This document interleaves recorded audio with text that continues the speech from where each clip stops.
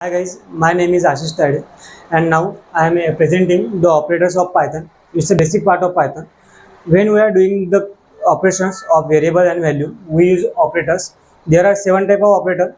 First is assignment operator, in which equal to, plus equal to, minus equal to, double division equal to, single division equal to are used.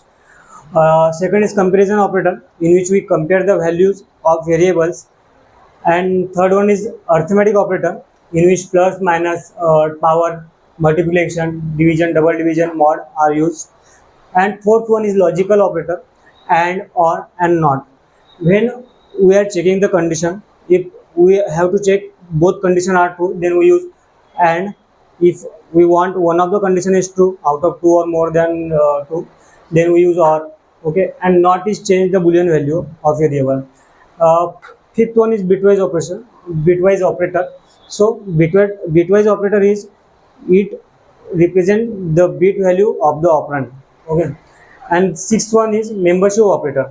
Membership operator, when we want to check the elements are in sequence or not, we use in, not in operator, means membership operator. Okay, and seventh and last one is identity operator, means is and is not. When we want to check the identity, like Ritesh is male or female, then we use is and is not.